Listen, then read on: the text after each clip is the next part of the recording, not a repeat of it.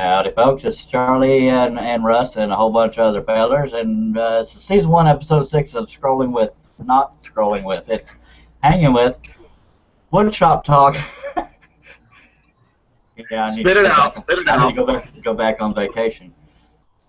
Woodshop Talk with Charlie and Russ. Season 1, episode 6. Thank you, everybody, for being here.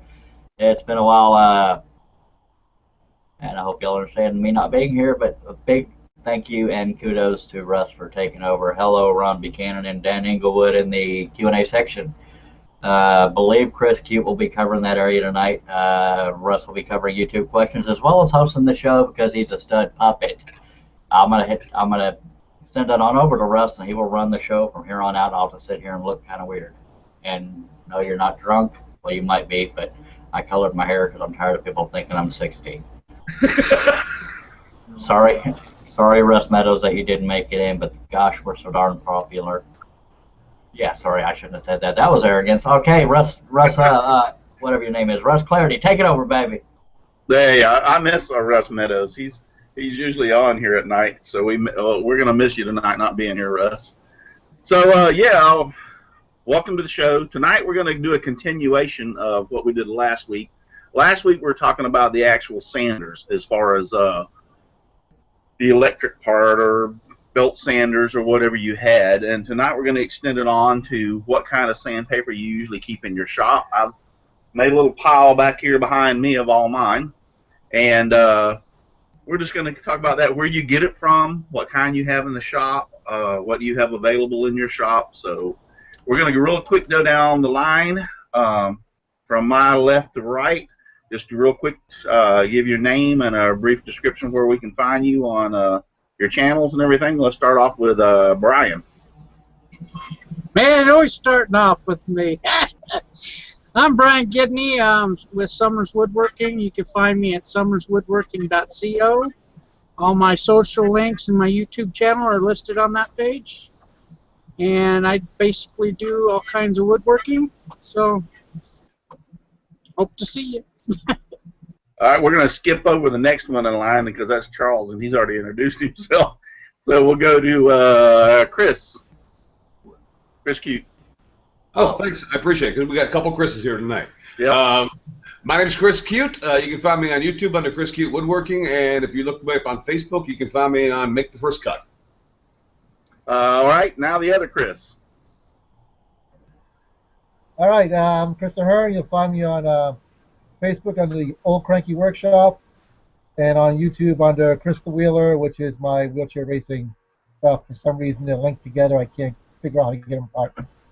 I do a little bit of everything, from small projects to some furniture. So just today, I finished my wife's desk, to working on our old 1867 farmhouse. I've done all the woodworking myself, new cabinetry, new built-in cabinet in the dining room. So learning along the way, though. A lot of mistakes, a lot of wasted lumber, but each project gets progressively better to the point where I'm thinking about going back and redoing a couple things. So, but we're getting there. Trust me, I've learned from so many of my mistakes. It's pathetic. Next in line is Dave. Hi, everybody. I'm Dave Gatton. You can find me on YouTube under Dave Gatton, or you can also find me on Facebook and Twitter under Dave Gatton, Sidewinder CNC. Edgar.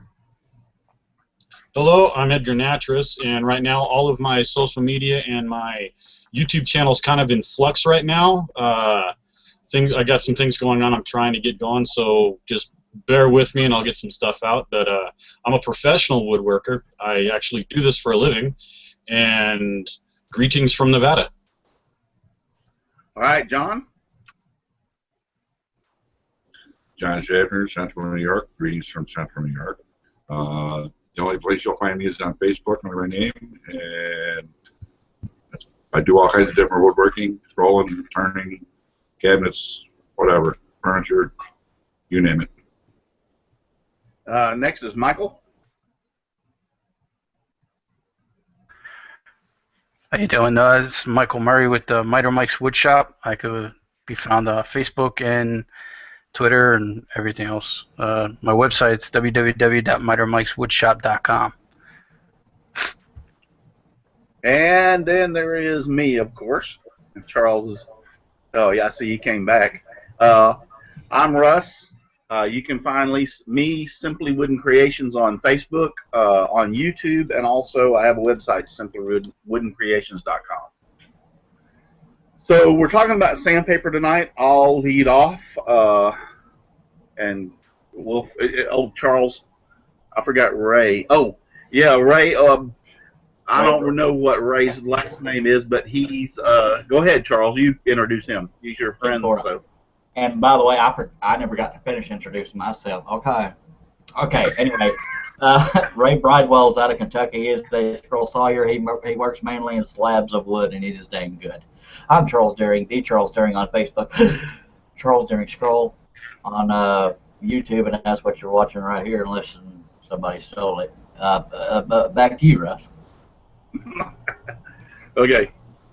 Sorry about that. Yeah, Ray is Charles' friend, and he's having a little video problem or something tonight, so that's the reason I had Charles introduce him for us. So, yep, tonight we're going to talk about the dreaded one thing that we all hate the most, and it's a continuation of sanding. The reason I said I'll take off and lead is I've done a little pile of stuff I get back here about the various types of sandpaper and stuff that I use and have available in my shop. We'll start over here.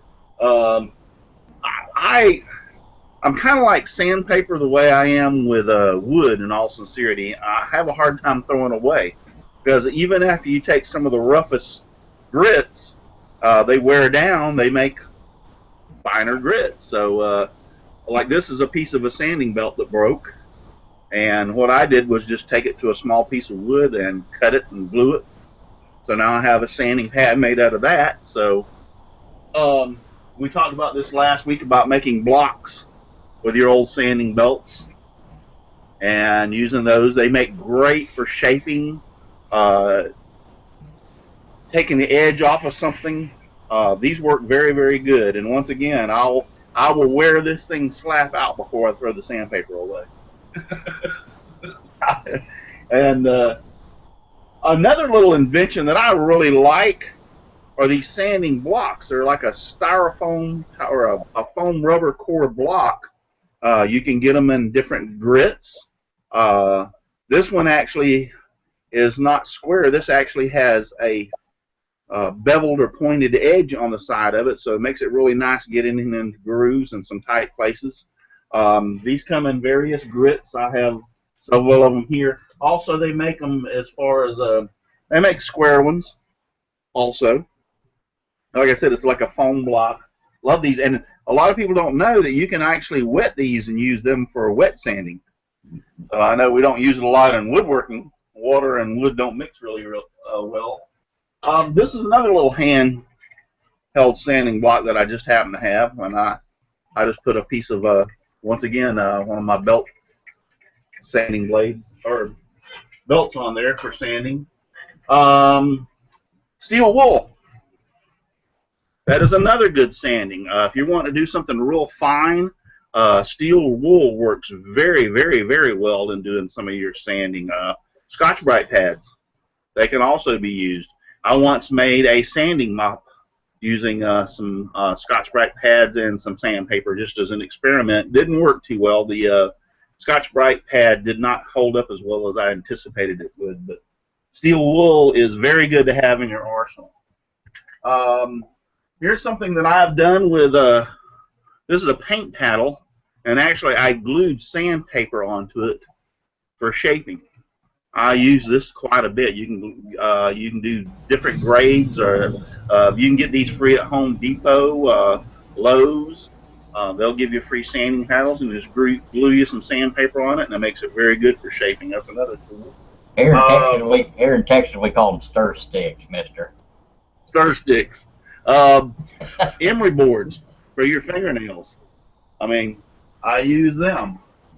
I usually buy my, and another thing I want to point out here, if you're using lacquer, I have a very good, some very good friends of mine that are scrollers that use actually paper bag for the final sanding on your lacquer finishes on some of your woodwork. It makes it smooth as glass. The only reason I quit doing this is because my neighbor, who is an auto, he does auto body stuff, he gave me a whole big sleeve, and this is like a 13 micron auto wet and dry. And this works, I found, just as good as the paper bag on something like your lacquer finishes for some of the final sanding on it. Basically what you're wanting to do on lacquer finishes, because anytime you spray lacquer on a project, it actually melts the coat that's on there before. They kind of let solidify each other or melt into each other is a good way to put it. Basically what you want to do is get the impurities off of them. That's the reason the paper bag works so well, that like the dust particles and stuff that might fall on it is the last coat. That's one of the things you want to do. These are all various sizes for my disc sanders, hook and pads. I have found, and then this is a big bundle right here of sandpaper, Peachtree. Of all the places that I have found, Peachtree once or twice a year will run a big sale, and you can actually get a box full. And when I say a box full, this is the box that I got the last time, which was full of this, sanding blocks and everything else. I paid less than like $50 for like a whole box full of sandpaper from various grips, from 100 to 150 to 220 to 320, and plus some of these sanding blocks that I was showing y'all earlier came from that. So Peachtree is a very good source. Those of you, they send me emails probably, I want to say 2 or 3 times a week on their specials, and keep an eye on them, because that has been the best source that I have found for sandpaper, and the cheapest source I have found for sandpaper. So that's just, I'm just going to throw that out there as far as what I found. But I buy mine in bulk. I find it cheaper to buy it in bulk and have it. So that's for me. So who else wants to chime in and talk about sand? Well, by the way, Ray Brightwell, being that he doesn't have audio, said that Scotch pads are great for in-between finish sanding. In other words, when you let one coat of finish dry and you want to do the light sand in between coats, and that's what he uses, by God. That's what they're great for. Yeah, Scotch Brite. It does very well on, it doesn't take a real, I've used it a lot of times, it doesn't take a real rough surface and make it smooth, but you're right, on some of the finished products, yes, it works very well. Anybody else want to chime in? You know, Russ, how you said paper bag? Yes. Actually, if you just take your sandpaper and flip it over and use the back side of it, yeah, that'll help burnish the varnish too. Yeah, somebody else told me that a while back, and I was thinking to myself, you know, I never thought about that, because here is the paper bag, and guess what the back of the sandpaper is? Most of the time, it is actually tar. Paper. So, Who'd have thunk it? Who'd have thunk it? Yep. So that's a very good point, Brian. Where do you get much of your sandpaper from? Oh, I basically get a lot of my stuff through either Amazon, or if I need it right away, I go to Ace Hardware. But we don't have like a Lowe's or Home Depot here, so I got to resort to Ace Hardware. Well, I'm fortunate enough to have both of them right real close, but I want to tell you, if you're not on Peachtree Woodworking's mailing list, I would tell everybody on the panel and everybody out there listening to get on their mailing list. I have gotten more sandpaper and cheaper than any other place that I could have ever gotten it for from Peachtree. So that's just my advice out there for y'all. Charles, where do you get yours? I tend to wait till the last minute, so I go to Walmart, sir. but they got it. Walmart's another one, yeah. I forget about them. Earlier I mentioned Chris Cute doing the Q&A, but I meant to say I'll be covering that because Russ is hosting. No offense, Q. No offense. Good God, I can't talk. No offense, Chris. I know you. Good deal. If I could learn to talk, we'll all be happy. Russ Meadows Russ is has got a question. Yeah, I got that. Appreciate you. Sorry, Charles. No problem. I'm just messing with you. Russ Meadows says, I've used the crap out of emery boards since you first told me about them, Russ. They, you'd be surprised. You can get, I buy them in the pack. You can go to like Walgreens or CVS or Walmart or whatever, buy a whole big pack of them. And these things, and then you can not only do that, but you can actually take your razor blade knife and cut them in half, or I've actually cut them in thirds, and to get in tight places when you want to do some sanding. So Yeah, that's this a is great one.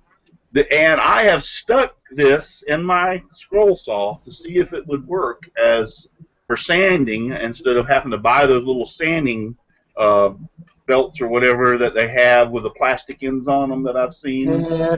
And yeah, this works just as good, but I got news for you. I don't have the patience to sit there and put one of these things in there and sand off of my scroll saw. So I use Flying Dutchman ultra reverse blades, and I don't have to do a lot of sanding. So. Did you? Okay, Ray. Ray has to leave. Thank you for joining us for the time you did, Ray Bradwell. And I figured out what I was going to say, so I'll send it back to you, Russ. Well, Chris Cute. Well, I get my sandpaper from pretty much wherever I can find it. It really, you know, I don't. You guys are talking about where you get it and stuff like that, and I kind of think of sandpaper as far as the process of how I'm going to finish what I'm doing. If I'm going to stain a piece of wood, I will, you know, I'll start out with 80 grit, go to 100, 150, and then I stop at 180, especially if I'm going to be using a stain. Because I don't want to burnish it any further than that, because the wood will tend to not absorb the stain as well. Because if you go 220 and start going to 300s and get the other grits, and if you do that and you put stain on a piece, you'll notice that the stain won't take, because you're scoring all the pores out of the wood. And so I kind of use my sandpaper in what I plan on the finished product to look like. You can take a piece of wood, and actually, if you the higher end sanding is better done with, if you have an auto parts or an auto supply store around, get the kind of sandpaper they carry, because they will carry grits up to like 1,000. And you can put a super nice finish on a piece of wood if you want to spend the time sanding it. If you want to get to like work your way up the grits up to like 1,000 of a grit, you can put a shine on a piece of wood with sandpaper like you would not believe. It just takes a lot of work. That's all. Well, that's what I was talking about. This, my next door neighbor, he buys it. He does the auto body.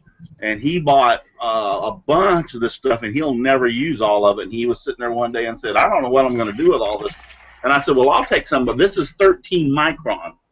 Is actually, they don't go by, when you get into auto body, they don't go by grits anymore. They go by microns, and this is 13 microns. So, but yeah, he gave me a whole sleeve of this stuff. I'll never use all this in my woodwork. No, it's just, it's a matter of what kind of finish you want to put on your piece. Is how I depend on what I'm going to sand and what kind of sandpaper I need to have on hand. And I'm kind of like Charles. I kind of go out and get it when I need it if I don't have it. I try to stock my shop with everything up through 220. After 220, if I decide I need something beyond that, then I go out and get it. But I honestly, most of the woodworking I do, I sand to 180, and then after that I put a finish on it, whether it's stain and a finish, and then I use a 220 over the top of finishes, and I use 220 between each coat and leave it that way, and I've never had a problem with it. But people can get a lot finer, and if you're making really fine furniture, then you might want to get a little finer than what I do. But, you know, that's up to you. I like the fact that you brought that up, though, because you're right. You can actually see, now, a lot of the wood that I use, like if I'm going to use oak or mahogany or some of those woods for scrolling, I'm not going to put a finish on them. I'm going to use that as the bare wood. So I can pre-sand that for scrolling, that up to 220, or I even go to 320 or 440 sometimes, so that when I finish scrolling, I don't have hardly any sanding to do. But the comment you made about you can actually burnish the wood, you can. You can sand it so fine that when you go to stain it, the stain is not going to take like it would had you not sanded it at all. It's a totally different look. Yeah. Yeah, totally. I don't mean to interrupt you. I just wanted to point out that Russ Meadows just joined us, and we also didn't find out who the dead guy is behind Edgar. Yeah. All right, Chris, the other Chris. You know, like the others, I kind of get my sandpaper where I can and when I can, but I'm pretty lucky. I've got a Home Depot, I got a Lowe's, I got a hardware store literally quarter of a mile from the house. Um, so it's pretty easy to get. And I'll keep stocked with everything from the top of grits all the way down to 220 usually. Very rarely do I need something beyond that. Yeah. But it's funny you brought up the emery board. In the off season when I'm not in the workshop, I'm a plastic model airplane builder. And Oh yeah.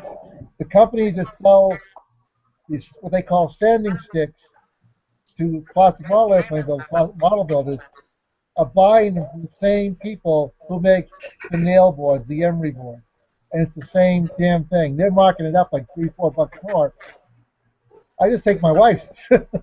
Yeah. Or if I'm at the grocery store, I'll buy a pile right there. You know, they're like 99 cents a piece. You know, I was amazed when you brought that up. The model people are getting away with murder on this stuff. So, Yeah, I learned that little trick a long time ago about the emery boards. It made it a lot nicer. Dave. Yes, sir. Any comments where you get yours from? Do you keep a lot on stock? Well, I'm kind of like Chris Cute. I keep just a few grits in stock. And it's funny you mentioned Peachtree because living here in the Atlanta area, they're real close to me. And I usually go to the wood show that they have. It's usually sometime in March. And that's a good time to stock up on the sandpaper. And because Peachtree always has a big presence there, obviously, because they're right down the road from where the show sells. Right. And so I'm the only one that like stocks up on sandpaper, I see. So, all right, Edgar. I stock up on sandpaper too, but not like you do. In fact, that box that you had, I would use that in a month. And it's pretty much any time I'm down at the hardware store or over at Lowe's or any of those places, I'm always grabbing an extra pack of sandpaper. And going to what Chris Cute said earlier, if you go any farther than 150, 180, you're burnishing your wood too much. Yeah, if you're going to put a finish, or as far as staining it, for staining. But like I said, I go back to the fact that when I do my scroll sawing, I'm using the pure wood, and all I'm going to do is put lacquer on it to bring out the grain of the wood, so to speak. So therefore, I don't care if I burnish it or not. If the smoother, the better at that point. Yeah, the only time I'll bring out the finer grits is when I'm getting into the actual finishes. And there was a couple of projects I did 2 years ago where I actually took it down to rotten stone, which is an abrasive that not too many people have heard of or used. It's actually a powder, and it comes in 3 different micron sizes. So that if you want to go ahead and look at, I'm not going to get into it right now, but it gets you really, really fine mirror finish. And if you're doing anything with black lacquer, that's the product to use. Yeah, they use that a lot. I know that the rotten stone is used a lot in wood turning. They use that also for fine finishes on pins and stuff. That'll take it really down and really. So, John Schaffner. I forgot what the question was. We're talking about sandpaper. Do you stock it, or you just like it, everybody else, it runs down when you need it, or how do you do it? Oh God, I try to keep it on stockpile. Like I'll put in like a $150 order with cling spores every couple of years, and it'll take care of my sanding discs and a few other odds and ends. But I mean, if I run low on something, I don't have much choice. I'll have to go Lowe's and pick it up. As a matter of fact, I was down there a week or so ago trying to pick up a sanding belt for my belt sander, and the only thing they had was these Shopsmith ceramic belts, and man, they had a lot of wood real quick. I'm pretty happy with it. It was like $5 for one belt, but worked pretty good. And, other than that, I mean, I'll get some of my turning supplies I'll get from Arizona Silhouette or one of the pen suppliers. And or stuff, and I got some micro mash that I use. And it's funny that Edgar would mention Rotten Stone because years ago I used to do piano delivery and repair and stuff like that. I would use Rotten Stone a lot on doing these repairs on these high gloss pianos. And man, I'll tell you, it took some elbow grease. Oh yeah, but it's so fine that and like Edgar was saying, on lacquer finishes, it will bring out. You can buff it down with that, and it's like a mirror finish. We're averaging between 11 and 13 viewers. Just wanted to remind y'all that the Q&A is open if y'all would like to ask anything. And that being said, thank y'all for watching also. And Rusty Nails says, I found paper towels work to buff out some small projects. So I'm guessing when he says that, it must be for lacquer finishes. I have to let him answer that. I don't want to assume anything. Yeah. I forgot Rusty Nails' name. Yeah. So Rusty Nails, can you post back on clarify that on what kind of finish you use the paper towels on? So let's go to Michael, Miter Mike's Workshop. Yeah, I actually stock up. I go to pretty much anywhere. We have Home Depot, Lowe's, Harbor Freight, Ace Hardware. You know, anytime I'm in the store, I grab some sort of sandpaper. Just to always have. You know, I have all the grits, whether it's disc, whether it's the sheets, all the way, into I have sandpaper for drywall. You know. Oh yeah. So, drywall sandpaper is a little different, and I'm glad you brought that up. It's a little different, unique. It actually has like almost little tiny open squares on some of the drywall sandpaper, especially your sheets for your hand sanding or your pole sander or whatever, so that the drywall dust doesn't fill it up and filters out of it. So. Russ Meadows. All right. Yeah, I don't have a stocking supply like you do, but I do have 220 in the sheets that I use by hand, and then I have 80 grit and 120 grit on the belts that I use on my belt sander.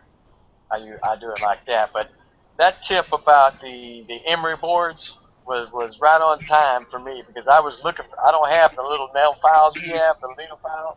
Yeah. And those, I told my wife, I said, I got to go get some emery boards. She pulled out a pack with about 5 dozen of them jokers in it. I said, thank you. She's been holding out on you.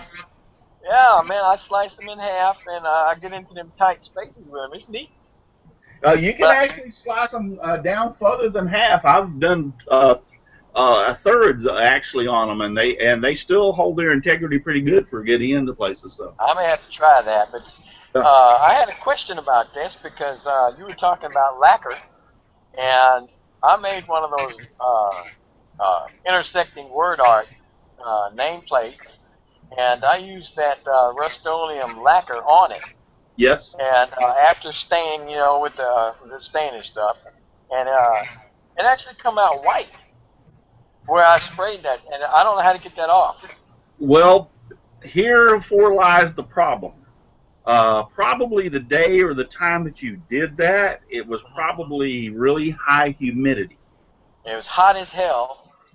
Yes. Lacquer is affected by humidity big time. Okay.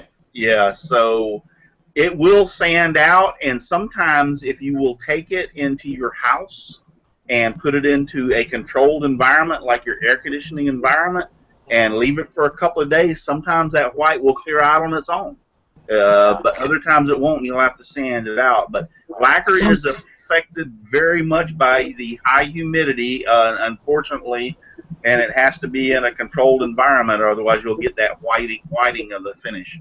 If it's also not too old, you can take a heat gun and apply heat to it. Yep. It'll also cure it a lot better too.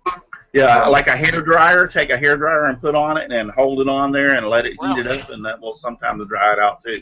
I'll try that. Yes, Charles. Sorry, I'm trying to squeeze in. Rusty Nails says yes to buff lacquer finish on some also scroll saw fretwork type projects. And Dan Ingerbretson says, I usually try to keep more than I need, just in case, of course, but I haven't had much use for anything over 220. Working on my other hobby, model railroading, I've used emery boards for years. Yeah, I didn't bring this up. I'm glad Russ Meadows found it out for me because it makes me look good. So, but in all sincerity, I'm not the only guy that ever have used emery boards. Trust me. I mean, it's out there. I'm just glad that I was able to bring it up and somebody was able to use it or find a use for it, so to speak. Has anybody ever used diamond paper? Because FastCap, they have that, oh God, what's it called? Eversand. It's supposed to claim that that's the only sandpaper you'll ever have to buy. Yeah, I haven't. I read that same thing. I got an article from them a while back, but I haven't tried it.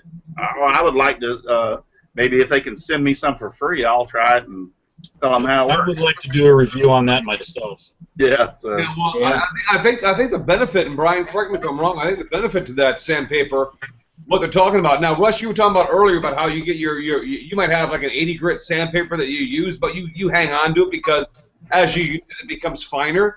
Well, that diamond paper actually does not become finer. You need to clean all the dust particles out of the paper, but it will retain its grit. And I think that's what pretty much is the selling point for what they're talking about. Unless I'm wrong. Brian, am I right? I don't know. I haven't used it personally. I think that's what the deal is with that diamond paper. I mean, if you use it and you can clean the dust out of it after you've used it, which is hard. I mean, if you've used sandpaper before, you know how to do that. Yeah, it pretty much goes for any it doesn't lose its grit as fast clean. as what aluminum oxide would. Yeah. Brian, who was that manufacturer again? FastCap. That comment was All right, Charles, if you can put the camera on me real quick, I'm going to show you what I think is the proper way if you're going to use a sheet of sandpaper like this for hand sanding. I'm going to show you what I think is the proper way. This has been handed down in my family for generations, and once again, I'm not the only person that ever done this, but I'm just going to show those for you tonight on the show. First off, you take the sandpaper and full sheet and you fold it in half. You're taking my quickie demo. Yeah, you're going to fold it in half. And then what I'm going to use is just a razor blade knife. Cut it in a quarter. Cut this in half. I just use the edge of a table if you don't have a knife. Well, yeah, you can use the edge of the table. That was brought to you by Charles Deering. But now, the unique part of this is a lot of people fold this in half and use it. But let me show you. What I'm going to do is fold this into 1/3. Surely you're not going to fold it again. And then fold it over. Holy monkey, he folded it again.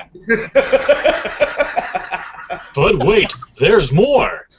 And so now what you can do is you have this side, and when one side wears out, you just flip it over, and voila, you have another side. Yay! So Thank you for that, Russ. that's just a little thing. That was just a little thing out there. I've seen so many people take it like this and fold it just in half, and it doesn't fit your hand. If you think about it, I'll fold this one in half, even though I'm going to mess Actually, it up. you know how you folded it, Russ? Yes. Now, if you cut from one end towards about halfway, you can still get one more fold out of it. Yes, you can. You can. But this is the way that I was taught by my father. When we were doing hand sanding, he taught me this way to do a full sheet of sandpaper. And like I said, you can use this side, then you have another third section in here. And it works a lot better. It fits your hand, the contour of your hand, when you're hand sanding a lot better than this half sheet. I do have another pointer from Charles Deering. Sorry, I just had it. I'm sorry. When you're sanding the fuzzies, if you're using spiral blades or whatever blades leave fuzzies, in order to not catch your sandpaper on the intricate pieces that might be really loose, curl it like this. There's nothing will Yes. catch on the edge of anything. Because if you try to do it like this, this will be, and this will be catching on the sides of everything. So you just very lightly bow it, and it goes much smoother. Back to you, Can you Rob. also use like the little light torch to take those fuzzies off? Well, I'm scared of fire. Well, no, I mean If- for woodwork. Just enough to knock off the fuzzies. I don't want to take any chances, man. if you will use Flying Dutchman Ultra Reverse Blade, sorry, Flying Dutchman Ultra Reverse Blades, you will not have the problem with fuzzies that you normally have. I am an exclusive Flying Dutchman blade user, and I'm telling you, they make all the difference in the world if you're doing your scroll saw projects. So. Hey, Russ, have you ever used those polar blades? The Flying Yes. Dutchman polar blades? I have some. How are those? It depends on what you want to use them for.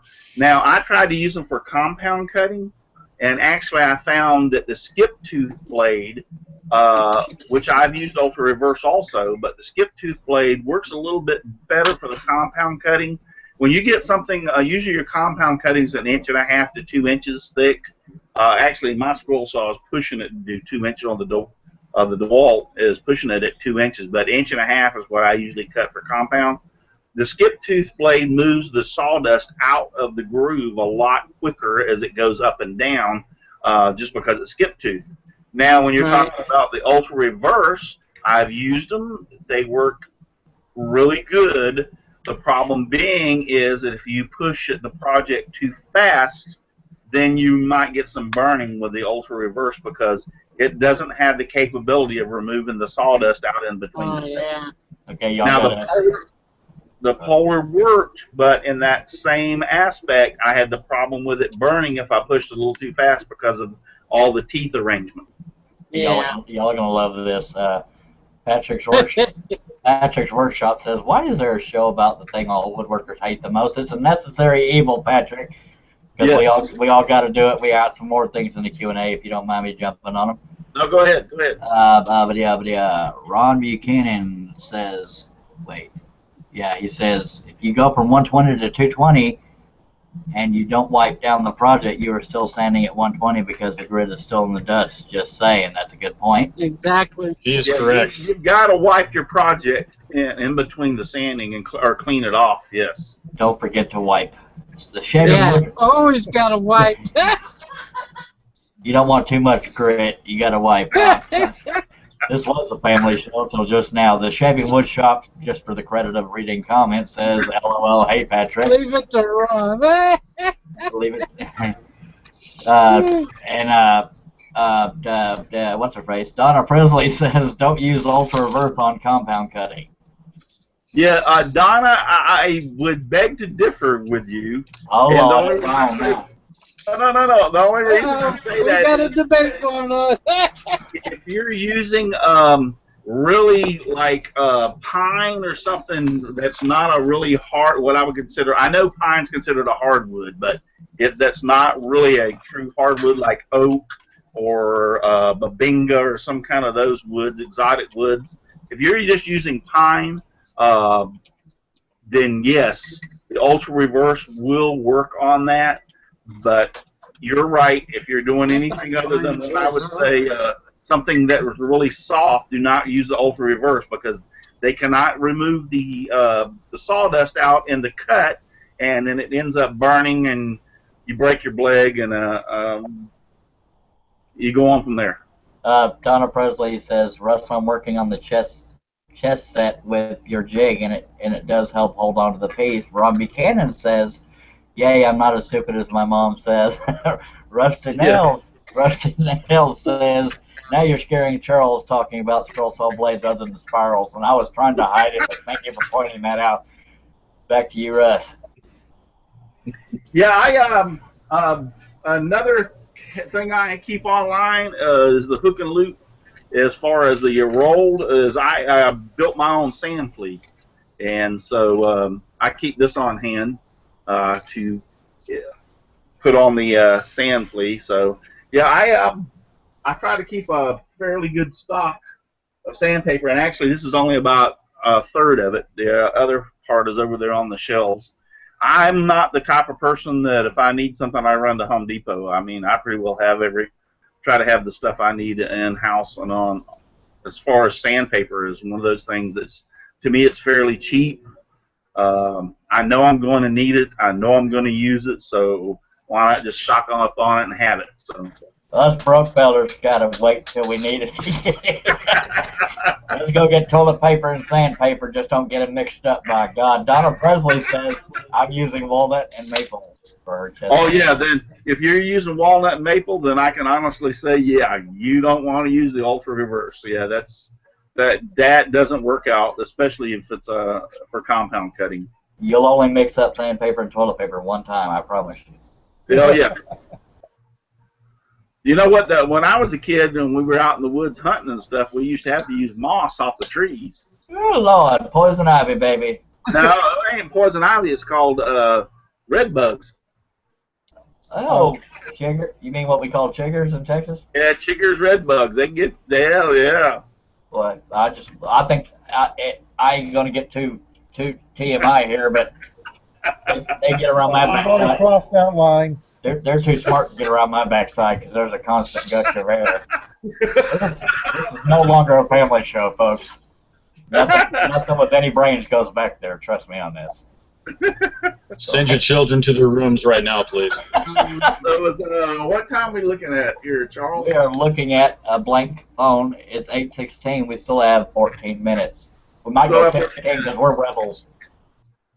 Anybody have anything to add? I mean, come on, guys, let's pull something out here. Well, And, Dan Engelbretson does have something to add. He says, I'm with you, Russ. He's a suck-up, apparently. I'm kidding, Dan. I'm with you, Russ. If it isn't torn beyond any possible use, keep all that used sandpaper. I do the same thing with broken scroll saw blades. If they break off out of the clamp, I'll keep them.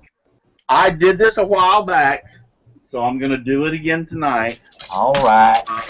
I'm addicted. I'm an addict. I admit it. Here, let's slide this over. I admit it. I keep boxes around, and in the box is all these little tiny pieces of sandpaper that I just cannot throw away. I mean, it gets ridiculous because, I mean, I keep little tiny pieces like this is a little half-inch or 1-inch sanding belt that I kept that broke off, and I just can't throw it away. I'm sorry. All right, Russ, work with me. Throw one away. It just takes one step. One step. I mean, this sanding block has seen its better days. It's pretty well wore slapped out, but I keep hanging on to it. I mean, I'll even take the little triangle piece from the hook that I put on my sand flea, and rather than being a normal person and throw that away, I keep it. I don't know why. Hi, my name is Russ. I'm a sandpaper porter. Yeah, that's how it starts. I might need it someday. My wife does not like Here's that. a half of an emery board that I just keep. I mean, I go through this and I look and I'm thinking to myself, oh my God. I will have to point out something. Sanding belts. When we were talking about the sanding belts, what you can do with them, they make really, really awesome. I don't know if you can see this, but you can take this sanding You're belt. not supposed to smoke that in here, Russ. You can take the sanding belt, right, because of the cloth backing, and actually cut a little piece and roll it up into a real small, and you can use that. Sand little place. And it'll mess you up, man. It'll mess you up. Ron Buchanan said sanding sucks, quote unquote. It's Saturday. It's not Friday, man.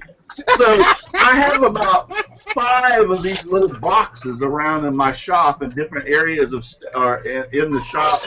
I just throw the little pieces of sandpaper and stuff in here that need a home. They need a place to be comfortable. They need a place to poor sandpaper. The cross barrel. He thinks him to sleep at night. Paul Keene says throwing away itty bitty, good God on a stick, itty bitty pieces of sandpaper is about as hard as throwing away itty bitty pieces of wood. Yeah, I agree.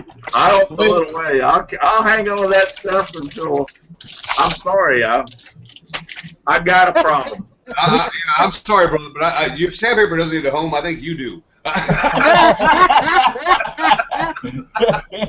You need to go to Sandpaper Anonymous. Yeah. I'm a fan of Holland. I already came out of the closet one time here a while back when we were talking about hoarding wood. I keep all the little tiny pieces of wood, and I brought out this, right on the show, I brought this big box out and set it on my lap and started pulling little tiny pieces of wood. And I said, yeah, I'm a hoarder. I keep this little piece of wood. Now, folks, if you need something sanded, Russ has the sandpaper. Just mail it to Mulberry, Florida. I have his address. Send a self-addressed stamped envelope to Russ, and let's help take care of that wayward sandpaper that needs a home. Yeah. So I just can't throw it out. I'm sorry. I pulled out a piece today. I wished I could find it, and you would laugh because it was a piece off of one of my a little jitterbug sanders, a quarter sheet sander, and it had a big hole in it about this big around. It's a 4x4 little jitter piece, and it had a hole about this big around, and it was in my box. And I went like, why am I hanging on to this? Just pretend all those slivers are ex-girlfriends and ex-wives. You'll burn them. Hey, Russ, I have an idea for you. What's that? Okay, when you send out a sticker, put a little tiny piece of that sandpaper in there with it. I love it. I'll do that. That's actually a great idea. Free sandpaper from Russ. Yeah, Paul Sign King, the back of it. Yeah. Paul King is saying, boy, you guys are a bunch of coarse grits.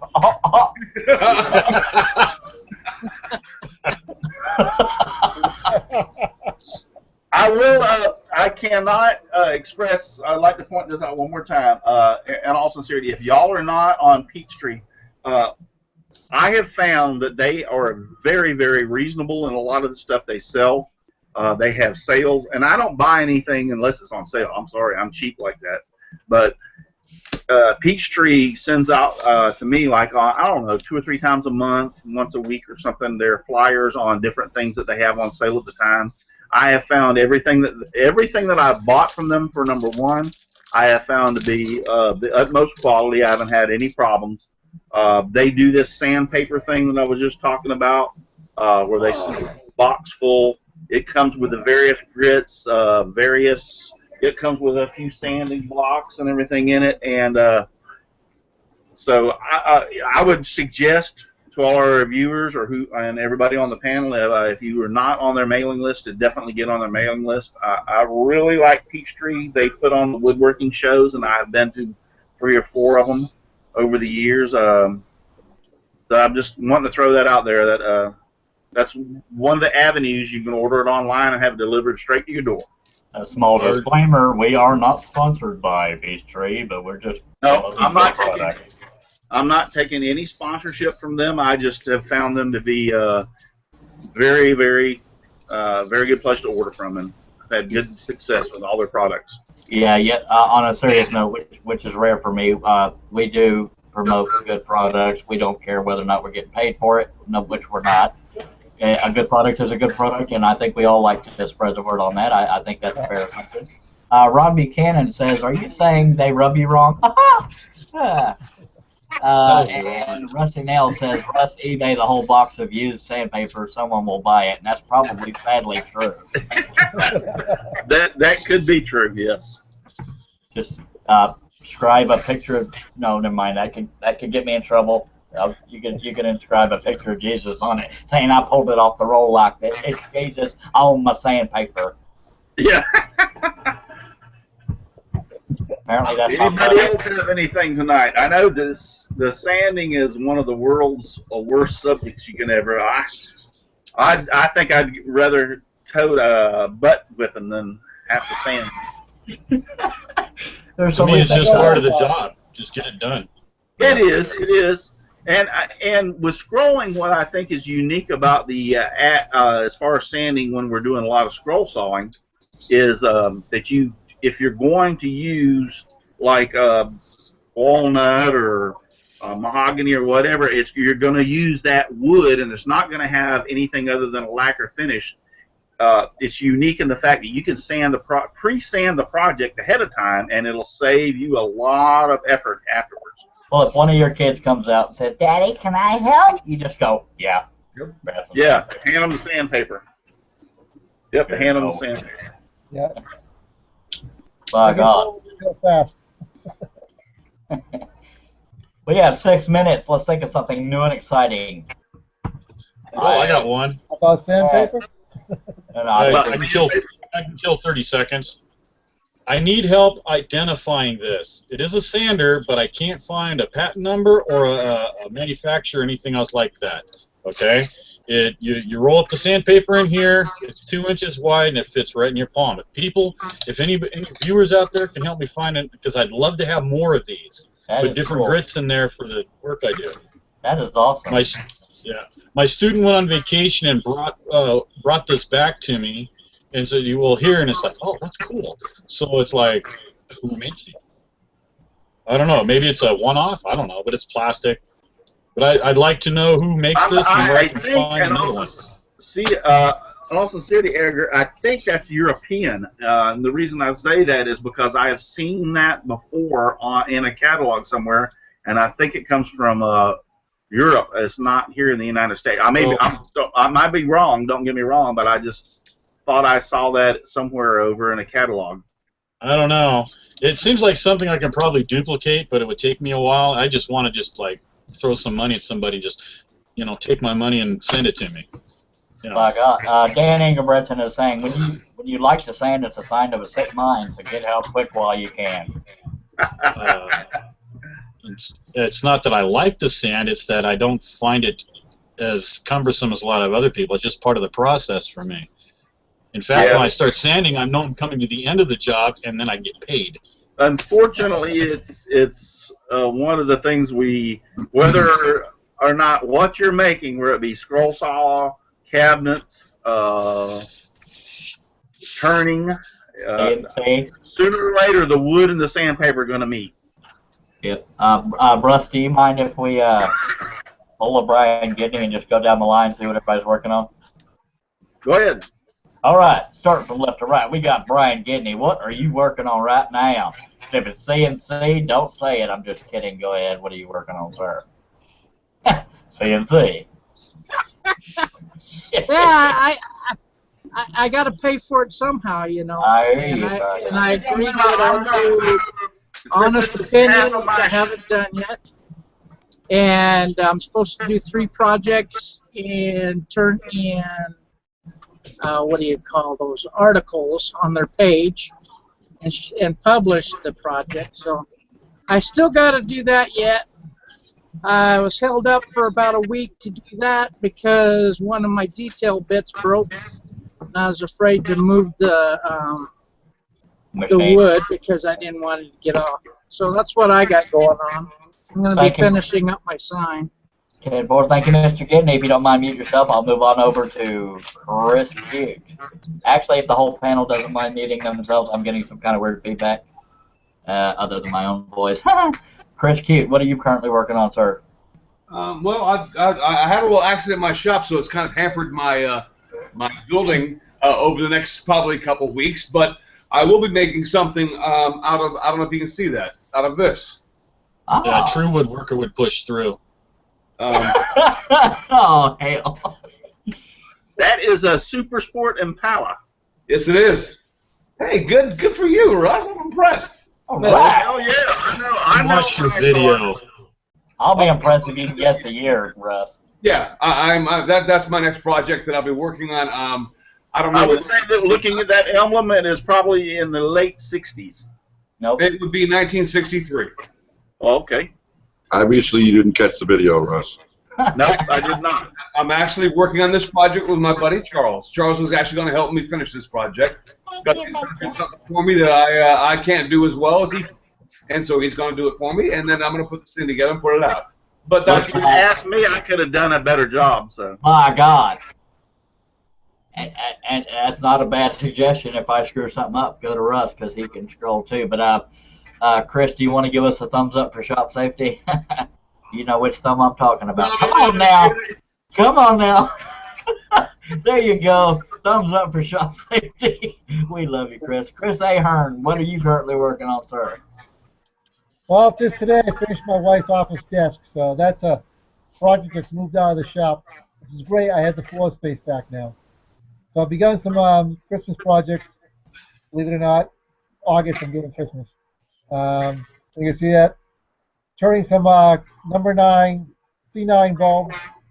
So just out of pine, not too bad. So that looks fantastic. I remember those big old bowls back in the day. That's all we had for Christmas lights. Yes, sir. I still use them on my house. It kills my electric bill, but you know what? They're so much better than the LEDs. Oh, yeah. Now, that's bad when wooden bulbs are killing your electricity. I'm just saying. Thank you, Chris. And we're going to move on over to Dave. I believe it was Getting. I could be wrong because I've slept since then. Yeah, I'm working on some projects around the house. Not anything I'm really going to shoot a video on, but I'm trying to do a plank wall in my living room. Had some issues with the fireplace and had to take the fireplace out. So I'm trying to figure out what I want to do with that wall. And I saw these plank walls, and so I'm working on that. 10-4, much obliged. We're going to move on over to Edgar Natras. Oh, me? Yeah. Okay. Well, as some people on this panel know, that I have my own business where I do handyman work. And currently I'm working on a bathroom remodel and some baseboard all around the house. But in the shop, I still have a couple of little child's beds I'm working on, given time. So that's about it.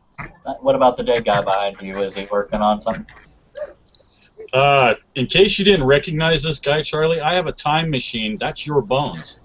All right. No, that one has teeth. That one has teeth, so I know you're lying. I grabbed the wrong brother. All right, thank you, murderer. We're gonna move on over to John Schaffner. What are you working on, buddy?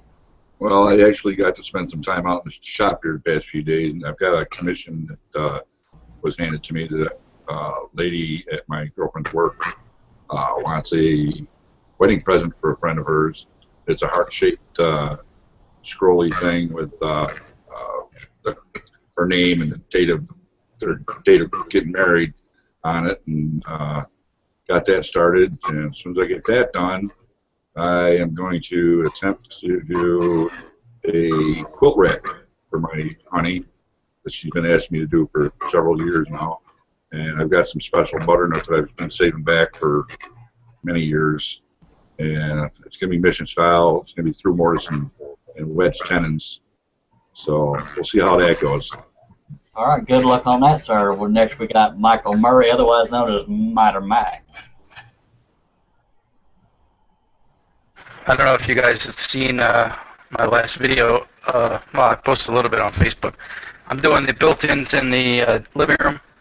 Unfortunately, I had printed out. Well, fortunately, I had printed out the measurements, the rough measurements on the cut list, and I actually lost the SketchUp drawing. So I was kind of winging it as I was building it. So it's taking a lot longer than I wanted to, but it's coming out pretty good. So I'm trying to finish that up, and I got a couple other things on the back burners. And then Chris Ahern, just to let you know, there's 138 days left till Christmas. So it's a good thing to start now. Oh, ho, ho, ho. All right, thank you. Don't knock it till you're behind schedule, okay? I'm always behind schedule. Mr. Russ Meadows, what are you currently working on, sir? Besides trying to stay cool. Well, in a rather morbid sense, I'm working on a cremation urn, with my only dimensions being listed as slightly bigger than a shoebox. And I've asked, give me the dimensions of the package, that the remains are in. And she says, slightly bigger than a shoebox. Told her twice now. I said, well, what in the heck am I supposed to do with that? But she wants it in a Western motif, so I've got some horseshoes that I cut out, and I got a cowboy and a little cowboy kid that's got his lasso on it. So it's going to be really neat when I get done. Well, feel free. Out of cherry wood. And when you send her that project, put a tape measure inside of it. Say, this is how you find out. Thank you, Mr. Meadows. I'm going to move on over to Mr. Clarity. What do I have in my? Actually, I have nothing in my shop. Just before I left to go on my California trip, my stove started giving us a problem. I had a Genair downdraft drop-in island stove. Very nice. I loved it. It was 12 years old. Served me very well, and it started replaced a burner. I had to replace a switch. To make a long story short, it was going to go out, so I knew that. I walked into Home Depot and seen this beautiful GE oven stove, $3,299, and I'm like, I'm in love with that. So they had it marked down to clearance for $1,920. And I went to myself, wow, that's a heck of a good deal. Well, I had the California trip. I was trying to save money for that to go have a good time with my son. We went to Las Vegas and everything. I said, oh, when I come back, I'll check it out. If it's still here, I'm going to make them an offer. Lo and behold, I go to California. I come back. My son, we changed the locks on the house, and so he needed a key. I went to Home Depot. He's standing there getting the key made. I said, I'm going to go check out this oven that I wanted to buy. And I walked up there, and it's gone. I was heartbroken. I asked the guy, I said, you remember that oven that was sitting here? And he goes, yeah. I said, man, you sold it, didn't you? And he goes, no, it's up front for another 20% off. I walk up, there's my stove oven from $3,299 for $1,500. Oh, yeah. Let's put it this way. It's in my kitchen right now. Rock and roll. I mean, and so yeah, I was really, really tickled. The difference is going, and that's what my little project is, and I'll try to get a few pictures posted up, is since the Genair was a downdraft centerpiece, there was cabinet storage underneath it. So this, since it has a stove combination, I'm going to have 3 ovens now, not 1, not 2. Lord. Oh, yeah. The stove oven combination, which has an oven in the bottom as a warmer, and then I already had a wall oven since I had the Genair downdraft. So now we have 3 ovens in our home. But all I did was lose the cabinet space underneath the oven originally, where we did pots and pans. We were able to shift things around. I took the cabinet that was on the right and the left of the oven and was able to work it out, build a little wall, doing the countertop. I'm really doing it in tile. I will have some pictures up, and that's what I'm working on, but it's not in my shop. All right, thank you, Russ. And so he's hoarding sandpapers and stoves. Stoves. Do not want to neglect to mention Sterling Davis for Sterling's Woodcrafts on YouTube. He is doing a pallet upcycle challenge. And a little bonus on number 1, you got to use a pallet, but check out Sterling's Woodcrafts to get the details on that. He has a YouTube channel. I don't remember all the details. Just make sure you're using a pallet, and he knows more than that more about that than I do. I get some weird feedback. Can everybody mute themselves, please? Sorry about that. Also, he is in connection with a Wounded Warriors project, so kudos to him, and for that, him and some other YouTube woodworkers are going to pay $1 per video up to $100, and there's a bunch of people going to match that. So aside from just the challenge of making something out of a pallet, we also are benefiting the Wounded Warriors project, and that's definitely a good thing. I don't care who you are. Thank you, Sterling, for bringing that to my attention, because my brain cells have been colliding lately, and thank you, Sterling, for running that challenge. And thank you, Wounded Warrior, for what you do, and thank you all, soldiers. I won't get too far off topic. Now, Russ likes to say, keep the blade on the line, and I usually say scroll on, but we've changed the format, so we're just going to say, keep the sawdust flying, by God.